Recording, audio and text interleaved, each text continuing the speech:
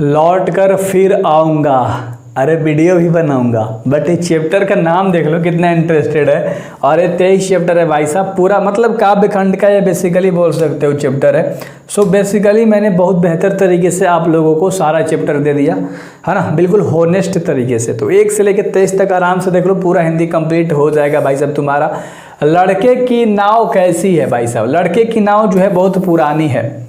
लड़के की नाव चैप्टर के अकॉर्डिंग कर रहे हैं, लड़के की नाव कैसी है, बिल्कुल पुरानी है। बहुत बढ़िया। तो एक एक क्वेश्चन बहुत वफादारी तरीके से आपको करनी है। अगला, जीवानंद दास का निधन कब हुआ था भाई साहब, 1954 ईस्वी में। याद है लाडलो, एक एक सवाल को बेहतर ढंग से करना। ये आपका भाई रहा, जो मांगोगे वो दूंगा। अब सबको पता है यार कि मैथ में सीरीज चल रहा है और बेहतर तरीके से सारी चीज़ें पढ़ा रहा हूँ, तो मस्ती से आप सारी चीज़ें कर सकते हो। जीवानंद दास का काव्य संकलन है, तो जीवानंद दास का काव्य संकलन है भाई साहब। देखो, महापृथ्वी, झारापालक और मन विहंगम, ये सब इनके द्वारा लिखा गया। मन विहंगम याद रख लेना। तो सब के सब, ठीक है, क्लियर है। अगला सवाल के ऊपर बात करें। क्वेश्चन आराम से देखो लाडलो, आपका ये लाडला भाई खड़ा है ना, हर सब्जेक्ट कंप्लीट कराएगा, जो जो सब्जेक्ट बोला है बेहतर तरीके से, समझ रहे हो। अगला सवाल कह रहा है, रूपसा क्या है। रूपसा एक बंगाल की नदी है। रूपसा एक बंगाल की नदी है ना। अगला सवाल कर ले, चलो अगला सवाल देख लो। 5 नंबर सवाल कह रहा है, केकी किसके बीच अंधेरे में होने की बात करता है। तो वो बात करता है सारस, है ना। सारस के बीच के अंधेरे में रहने की बातें वो करता है। और अगला सवाल बहुत आराम तरीके से कराता हूँ, 10 से 8 मिनट 12 मिनट लगते हैं भाई साहब। अगर तेज करके देख लिए या एग्ज़ाम टाइम में देख रहे हो तो भाई बेहतर तरीके से देखना। कह रहा है, केवी अगले जन्म में क्या क्या बनने की संभावना व्यक्त करता है। जो केवी है अगले जन्म में क्या क्या बनने की संभावना करता है। तो कौवा, हंस, उल्लू और सारस याद रख लेना। कौवा, हंस, उल्लू और सारस। तो ये बस लाइन याद रख लेना भाई साहब, है ना। अगला सवाल देख लो कि कवि किसके आमंत्रण पर आने की बात कहता है। तो नदियों और मैदानों के, नदियों और मैदानों के, ठीक है, नदियों और मैदानों के। और अगला सवाल कह रहा है 18 नंबर, है ना, 8 नंबर सॉरी, जीवानंद दास किस भाषा के रचनाकार है। ये जो जीवानंद दास है वो किस भाषा के रचनाकार हैं। तो बंगला, है ना, बंगला भाषा के। याद रहेगा लाडलो, बंगला भाषा के। और अगला सवाल देख लो 9 नंबर। 9 नंबर सवाल कह रहा है कि जीवनानंद दास थे। तो जीवनानंद दास थे मेरे भाई यथार्थवादी। किस तरह से, जीवनानंद जो दास थे ना वो यथार्थवादी दास थे। बस इतना याद रख लेना। और अगला सवाल कह रहा है 10 नंबर का। 10 नंबर सवाल कह रहा है कि झारापालक किनकी रचना है। तो झारापालक जीवानंद दास की रचना है। जीवानंद दास ने ही झारापालक को लिखा है। बिल्कुल क्लियर है। अगला सवाल देख लें 11 नंबर। 11 नंबर सवाल कह रहा है कि जीवानंद दास की रचना है। देखो, झारापालक अभी जस्ट बताया, बाकी कोई भी नहीं है। तो ऑप्शन नंबर ए। तो वही बोलता हूँ, अगर ध्यान से देखते चले गए तो बहुत मज़ा आने वाला है, बखूबी बहुत प्यार हो जाएगा, है ना। हर विषय से प्यार हो जाएगा, इस चैनल से तो प्यार वैसे ही है। कह रहा है कि जीवानंद दास के निधनोपरांत लगभग कितनी कहानियाँ प्रकाशित हुई हैं। तो 100 याद रख लेना, 100 पूरे के पूरे कहानी, है ना, प्रकाशित हुई है। अगला सवाल कर ले, 13 नंबर सवाल देख लो। 13 नंबर सवाल कह रहा है कि लौट कर आऊँगा फिर कविता में किस फसल के खेत की चर्चा की गई है। तो लौट के आऊँगा वो धान के, है ना, किसके, धान के फसल की बात करी गई है।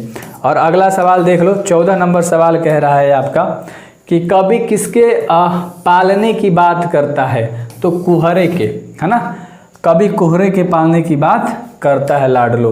और अगला सवाल 15 नंबर, शाम की हवा के साथ किस पक्षी के उड़ने की कल्पना की गई है। तो कौन सा पक्षी है, उल्लू, है ना, कौन सा उल्लू पक्षी है जिसे शाम के साथ उड़ने की कल्पना की गई है इस चैप्टर के अंदर। अगला 16 नंबर सवाल है, कह रहा है कि उल्लू की बोली किस पेड़ पर सुनने की बात कवि ने कही है।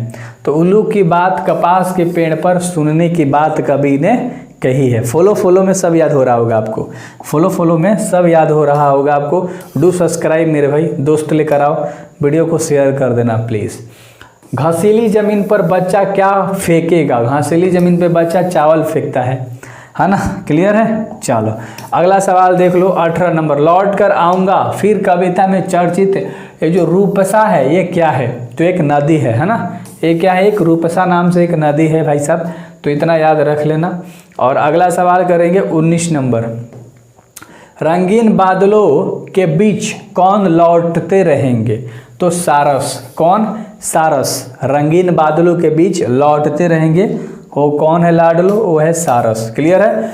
अगला 20 नंबर सवाल कह रहा है कि कभी क्या बनकर तैरते रहने की कामना करता है? तो हंस।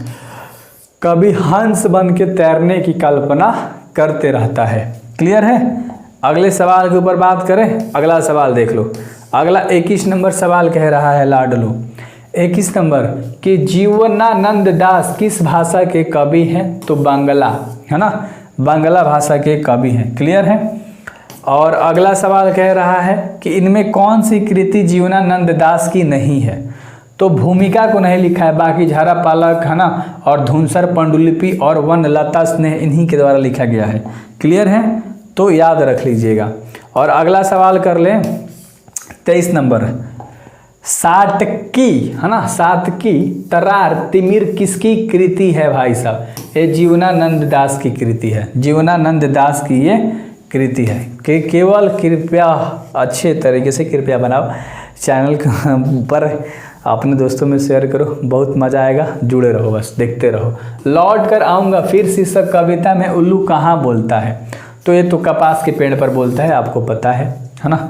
अगला सवाल के ऊपर बात कर लें, चलो 25 नंबर सवाल देखो, ध्यान से देखना। जीवनानंद दास का जन्म कब हुआ था? तो जीवनानंद दास का जन्म हुआ था 1899 में, 1899 में, है ना, जीवनानंद दास का जन्म हुआ था लाडलो। और अगला सवाल कह रहा है 26 नंबर। कविता आऊँगा फिर, यानी ये जो कविता कह रहा है आऊँगा फिर, ये जो कविता है मेरे भाई ये क्या एक राष्ट्रीय चेतना की है, याद रख लेना, एक राष्ट्रीय चेतना की है, क्लियर है। सारे चैप्टर शेयर कर लेना, डिस्क्रिप्शन में लिंक है, प्लेलिस्ट में है, तो चैप्टर वाइज जाके सारे कर लेना। जीवनानंद दास हैं, जीवनानंद दास हैं साहित्यकार, क्या है? साहित्यकार हैं, क्लियर, साहित्यकार है। और अगला 28 नंबर का सवाल है, कह रहा है कि किसने जीवनानंद दास की बहुप्रशंसित और प्रसिद्ध कविता का हिंदी में अनुवाद किया है? तो प्रयाग शुक्ल जी हैं। कौन? प्रयाग शुक्ल जी हैं। किसने? जीवनानंद दास की, है ना, बहुप्रशंसित की प्रसिद्ध कविता का, तो अच्छे से याद रख लेना।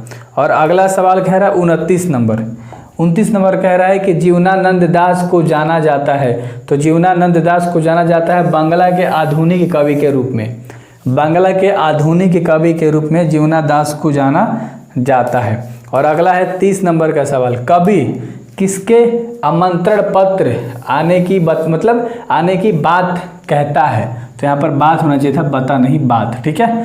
तो नदियों और मैदानों के, है ना, कवि ने किसके आमंत्रण पत्र पर आने की बात कहता है?